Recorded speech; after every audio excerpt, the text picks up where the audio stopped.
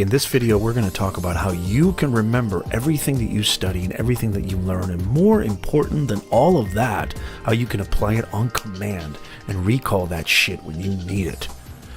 Okay, so 4 things. I'm going to go over 4 tips, and this is probably my most requested video, Nez Nation. You guys, Nez Nation, right there. So a lot of you guys have been asking about this. Hey, Professor Nez, can you make us a video where you can tell us how we can learn, more about, how we can remember stuff that we study, how we can remember things that we learn. I'm having a hard time right now. It's just not working out. Mostly students of mine, which I love. I'm so happy. So I just want to let you know that because I want you to reach out to me. Leave comments in these videos. Let me know because I will create a video based on your requests. This channel is all about you guys, Nez Nation. I want to serve you. I want to make the best videos possible. They're the most helpful so that you can discover who you are and amplify that to the world and share your story. Okay, 4 things that are going to help you remember everything that you learn and everything that you study. The first thing is, it seems really kind of obvious, but I think we maybe forget. Remember, this is the great remembrance, this show, is to choose a optimal environment. Your environment really matters. As a young person, I don't think I really took this to heart as much as I probably should have, but it is absolutely tantamount to your success. Picking an environment where there is little distraction, turning off your devices. I think that's really, really important if you really want to focus. Okay, let's say you have a presentation, you have a final exam, you have a test, you need to study, you need to get this stuff down. It needs to be downloaded up in here. Then I say take this seriously and really turn off all your devices. Go somewhere quiet. If quiet is not going to work for you and you need a little bit of activity, a little bustle, that's fantastic. Do that. But try to find the environment. Really audit yourself. Find out what exactly works for you, and then really take that seriously and follow through and execute. So you need to really turn off as much distraction as possible so you can focus and be attentive. Look at that common denominator, attention. You must pay attention. You can do this. This dude will tell you that you can't pay attention. You can pay attention if you really go through the strategies and the steps that I'm going to lay out right now. Number 2, something that I teach my class and I teach my writing students all the time. When you're reading, okay, don't just read. When you're reading a book, when you're cramming for that chemistry exam, for example, don't just read the chapter all the way through and be like, okay, sweet, I've read it, but I can't recall anything. I can't remember anything. This is a method that I call interrogating the text. You're a private detective. You need to probe deep, find out exactly what are the most important aspects of that chapter, of that lesson, of that presentation, of whatever it is you're studying, that history book. Doesn't matter what it is. Really probe deep, and I want you to highlight. I want you to circle. I want you to put question marks. I want you to really interrogate the text. Maybe instead of desecrating the book, and I kind of look at it as desecration because I love books. That's my gig. Whoopsie daisy. I love books. That's sort of my gig. I love, the sanctity of books, and I really respect that. But that's just my little thing. Then put Post-it notes or, right next to the text, put little notes, little tabs, perhaps, little stickers so that you can really, okay, what does this mean? I'm not really sure what this paragraph means. I'm not really sure what the author's saying here. I'm not really sure what this equation's all about. Or highlight some things. Okay, this is probably going to be on the test. This is really important. This is something that I need to really make sure I cover because it really adheres to that specific audience. Okay, so an audience can be a professor. An audience can be, a company. An audience can be the CEO if you're giving a presentation or what have you, but really knowing what the audience wants. So if you understand what your teacher, professor, your CEO, your executive, your boss, your supervisor, if you can really understand what it is that they want, then you need to go through and really pay attention. Number 1, optimal environment, and then really interrogate the text. Circle, highlight, notate, annotate.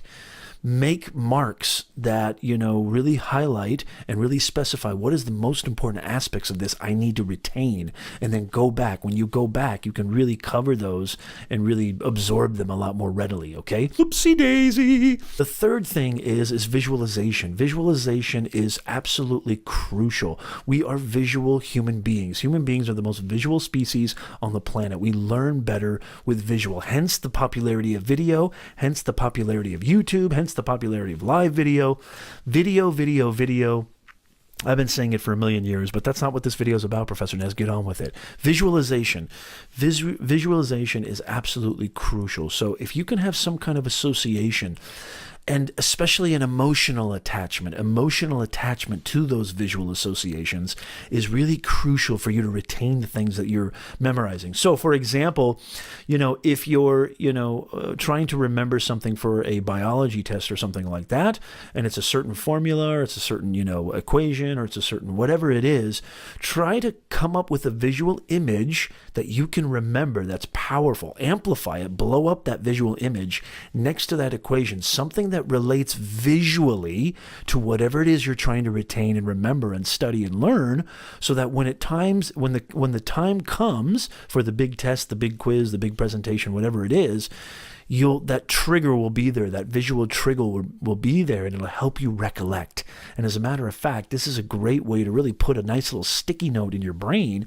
And if you really, really take this visualization, step 3, really seriously, you'll always retain it, because visualization is really powerful in the human brain, neuroscientifically, cognitively, and psychologically as well. Oopsie daisy. The fourth thing that I want you to really, really understand, and this maybe seems really obvious, and this maybe seems very, very kind of oversimplified, you got to get some sleep. You got to get some rest. You have to understand that you need to give your body, your brain, enough rest, because that is fuel for those neurons and those synapses and those neurotransmitters. I don't want to get too technical here, because if I get too technical, I might lose you, and I don't want to lose you. I want you to stay here. But really getting enough sleep, get that 7 to 8 hours if you can. It's kind of ironic coming from me, because I average about 4 to 5 hours of sleep a day. Not a good thing, by the way. But it's really, really important that you give yourself, especially the night before, whatever the presentation is, whatever the exam is, whatever the final is, that you give yourself enough time to really refuel, recondition, and really come fresh at that presentation, because that is everything. Your memory is really synonymous with that amount of rest. Your memory is contingent upon that rest and that resting period. This is a reason why R&R is so important in our life. There's a reason why, there are times where we need to work our asses off, and there's definitely times we need to refuel, we need to regroup, we need to relax. It's kind of, sort of unwind and sort of, what's the word I'm looking for? Oopsie daisy. I lost it. But anyway, it's really, really crucial that you get some rest. And that'll really help you, especially the night before. Thank you so much for watching. I hope you guys got a lot of value out of this. If you have certain tips, tricks, hacks, anything that you use yourself that really helps you to become an optimal studier and really retain and remember everything that you learn and study, leave it in the comments below. I'm going to come back and check it out. We can learn from each other. We're building a community here. Leave those here so we can learn from it as well.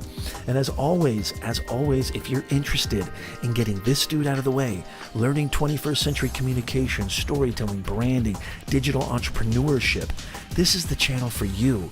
You got to click that subscribe button. Hit that round icon that's going to be coming up right this second. Hit that round icon.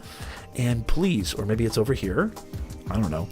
And please subscribe to this channel. I would love for you to join us. And by the way, don't forget, you can request Professor Nez make a video on this. I just might do it.